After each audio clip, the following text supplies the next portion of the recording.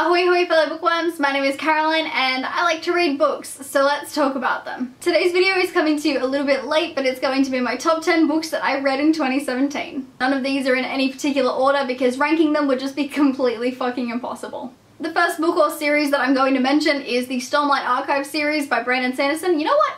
I'm gonna hold up the whole series. My arms are too weak for this, but it's fine. I actually did it without realizing, but the first book that I read this year was The Way of Kings Part 1, and then the last book that I read this year was Oathbringer, so that's kind of cool. This series is just so great though, and I'm so glad that I read it. I will say that the first book I found a little hard to get into for that first like 70 to 100 pages because there was so much like world building and it was really complex and I was a little bit confused at first. But once I got into this, I was like so into it. What I love about this series is that I feel like compared to a couple of other fantasies that I've read, it touches on some slightly different things. It has this really intricate story that spans over a long time and I just think it's so clever, and I also really enjoy that it touches on some kind of heavier topics such as like the consequences of war in more detail. It's so well done in so many ways. It has a really interesting magic system and I love all the characters and I just like, I'm so in love with this series, it's so fucking good. Next up is another fantasy, so that's no real surprise to anybody, but it's Strange the Dreamer by Laini Taylor. This is the story of a young librarian named Laszlo Strange being given the opportunity to go on an adventure to this city that he's always read about and dreamt about. So he like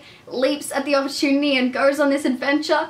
And I think there was just something about that sense of like childlike adventure and excitement that really resonated with me and stuck with me, and I enjoyed it so much. But I especially enjoyed Laszlo as a character. He was the most like adorable and sweet character. He would like narrate what he was doing out loud because he was really excited, and fell in love with him really quickly. And I think that was one of the things that was so great about this book, was having a main character who was so adorable. The other thing that was just incredible about this book was the like lyrically beautiful writing. Laini Taylor's prose is just fucking perfect and I love every bit of it. The next book I want to mention is The Hate U Give by Angie Thomas. I feel like I have to give a little bit of a synopsis for this one. So basically this book is about the Black Lives Matter movement. It follows our 16-year-old main character Star, who is in the car with her childhood best friend Khalil when he is shot and killed by a white police officer. And while Khalil's name is being dragged through the dirt in the media, Star has to decide whether or not she wants to come forward with the information that he was unarmed when she was killed, and she knows that because she was there. And it's just this incredibly powerful and emotional story about like family and love and grief, but also about systemic oppression and racism and all this stuff, and it's like social justice. And I cried so many times in this book and it was incredibly emotional and I just loved it so much. I love this book because it was so powerful and emotional, and I cared so much about Star and her family and the journey that they were on and everything that was happening.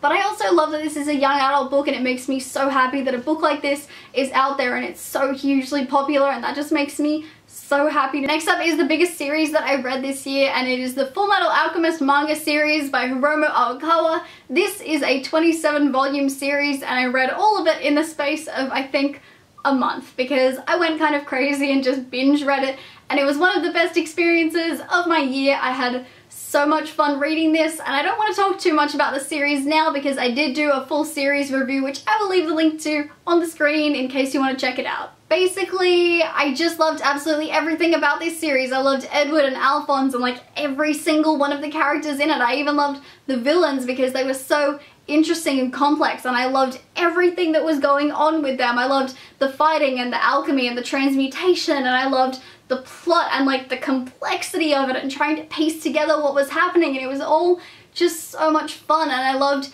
every single volume had something kind of different going on. I loved that sometimes we would get a volume that was pretty much completely backstory and it was super interesting. Everything about this was great and it was so entertaining, and then it got to the end of the 27 volumes, and even though I was like so devastated and like crying because it was over, I was really satisfied with the ending, and it was all just so well done. Everything about this came together so well and I loved it to pieces. It's so good.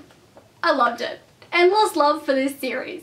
Next up is A Little Life by Hanya Yanagihara, and I'll be honest, I don't even know where to start with this book. Like, I can't think of a time in recent memory when I've cried that much over a book. Like, calling this book emotional doesn't even begin to describe the complete power that this book and these characters had over me. I was like a sobbing mess at certain parts. It was like embarrassing how bad it was.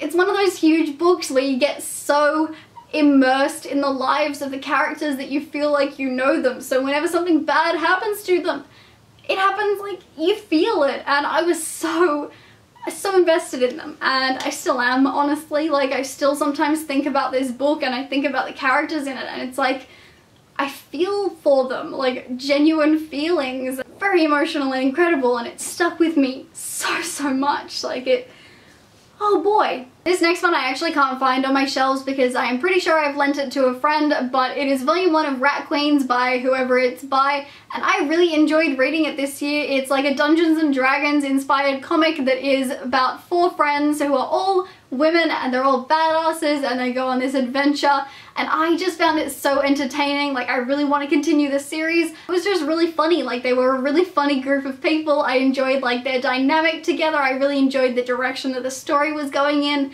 The art was really cool. Just everything about it was really cool, and I'm really interested to see where it goes. So I really enjoyed that, and I almost forgot to put it on my list because it's not like on my shelves, but I did really enjoy it this year. Next up is They Both Die at the End by Adam Silvera. It's about these 2 guys meeting up on their last day and spending it together, and it was so emotional and had all these reflections on life, and that makes it sound like it's going to be really cheesy, but it's not. I mean, it's a little bit cheesy, but it's not over the top cheesy, and I just really enjoyed it. I loved the characters, and it was really nice. I do have more thoughts on it, but like most of them are just like, oh, it was so good. So I'll leave the link to my review up there wherever it goes in case you want to know more about it. But basically, I just love Adam Silvera and the way that he writes his characters because they feel so much like real people and you can so easily relate to them, and it makes the stories so raw and emotional. Like, of course, I cried in this book. I mean, I cry in most books, but I cried in this book and it was so good. I just loved it so much. Next up is We Are Okay by Nina LaCour, and guys,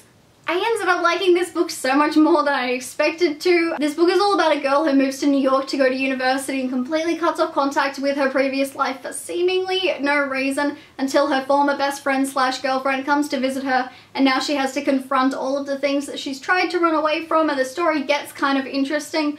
But what's really interesting about this book is that it's not super plot driven. Like, nothing really big happens. It's just all about the characters and the journey that they go on, and it's all about like reflection, and it's really melancholic and just really lovely, I guess is the way to describe it. Like, I just found this story like lovely and beautiful, and the writing flowed really well, and it was just really nice and lovely, and I really enjoyed it so much. Next up on my list is another manga, and it is volume 1 of My Brother's Husband by Gengoro Tagami. I got this with some of my birthday money and read it like straight after buying it because I was so looking forward to reading this because I've heard nothing but good things, and it did not let me down. It was amazing. It was so good. I loved every single second of it. It was just incredible.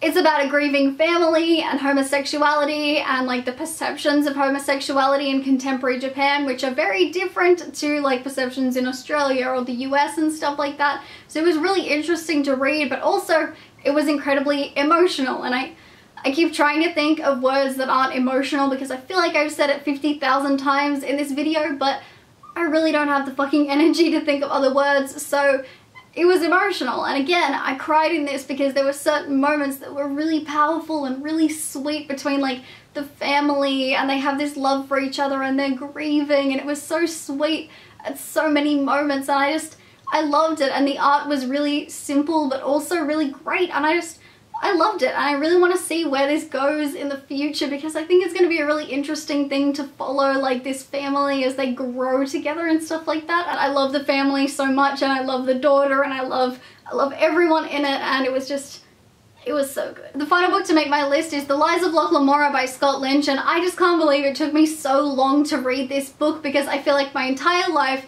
up until October when I started the Gentleman Bastard series has been a complete waste. Like, I don't know what I was doing with my life until I read this book because it was just amazing. Like, I've never read anything so phenomenal. The writing probably rivaled like Patrick Rothfuss for how incredible it was. Everything was perfect about this book. I loved every single second of it. I adored the characters, like from the very first pages. I was so immersed in it. This is one of those books where I was alternating between the audiobook and reading the physical copy, and the audiobook as well was completely incredible because there were so many voices and it was so much fun to listen to, and I just had the best reading experience. Like, oh my god, it was so fucking good. There we go, guys. That brings us to the end of my top 10 of 2017. Be sure to let me know down in the comments what made your top 10 of the year so that I can add some excellent books to my ever-growing TBR. I upload videos Wednesdays, Saturdays, and sometimes Mondays as well, so be sure to like this video and subscribe to my channel, and I will see you in my next video. Toodaloo.